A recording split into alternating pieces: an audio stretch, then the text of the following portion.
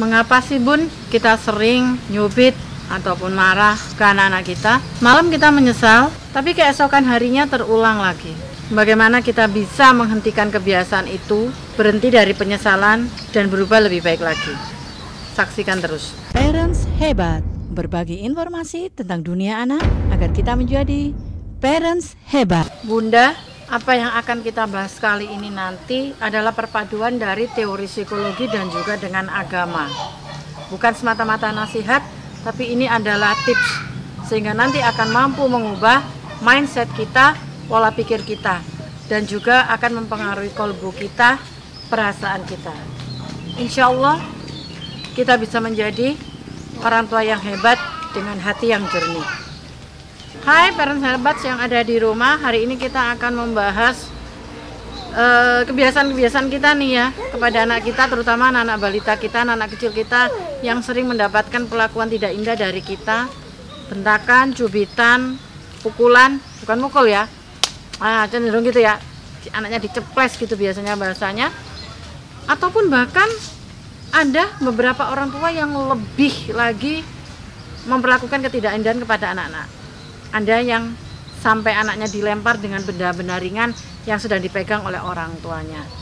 Nah, kita bahas hari ini agar kita mampu, agar kita bisa mempersiapkan anak-anak kita lebih baik masa kecilnya, jangan seperti kita mungkin.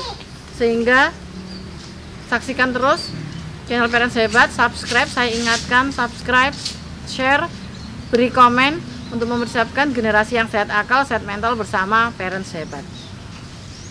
Sebagian besar orang tua memperlakukan anaknya seperti kita diperlakukan oleh orang tua kita.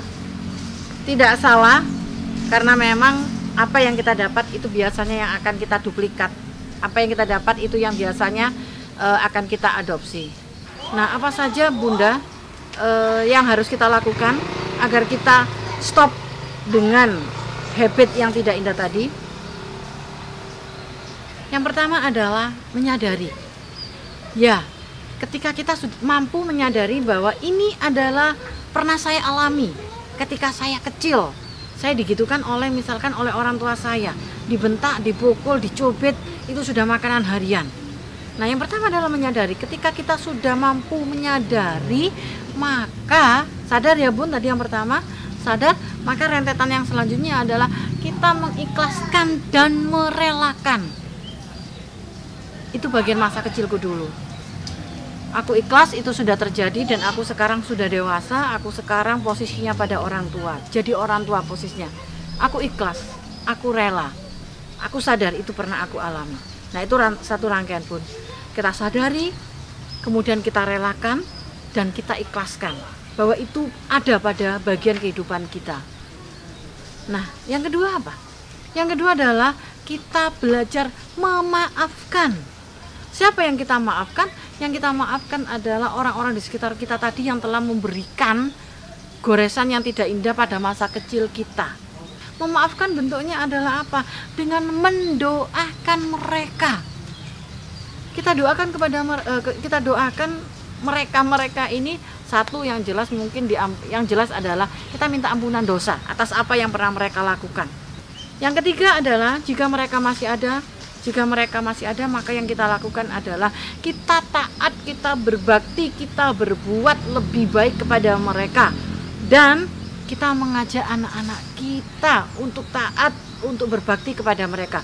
Bukan hanya kita, tetapi kita ajak mereka. Ini adalah kakek nenek saya, berikan sikap lembut kita, kemudian ketawaduan kita, sopan santun kita. Ajak anak-anak kita untuk mengabdi kepada mereka, buat mereka bahagia. Jika mereka jauh, kita lebih banyak silaturahim, kemudian atau misalkan sering menelpon bagaimana kabarnya, atau ketika misalkan memang kita dekat, berikan apa yang mereka inginkan, berikan yang terbaik kepada orang tua kita. Yang keempat adalah memunculkan kehidupan baru, yaitu memberikan perhatian, memberikan kasih sayang, memberikan segalanya kepada anak yang tidak seperti pernah kita rasakan dahulu.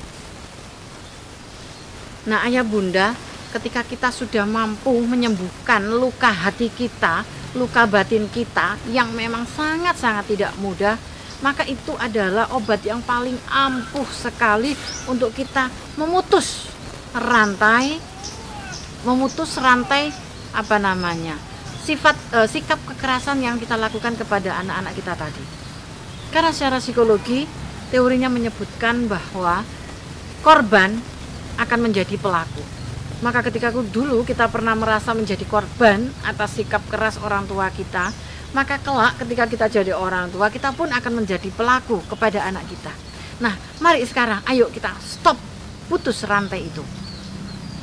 Kita sembuhkan luka hati kita sembuhkan batin kita obati luka hati kita dengan tadi yang sudah saya sampaikan, tahapan 1, 2, 3. Maka di tahapan keempatnya, ketenangan hati kita mampu memunculkan kasih sayang, mampu memunculkan sikap-sikap mulia, sikap-sikap yang beradab, akhlak-akhlak yang mulia kepada anak-anak kita.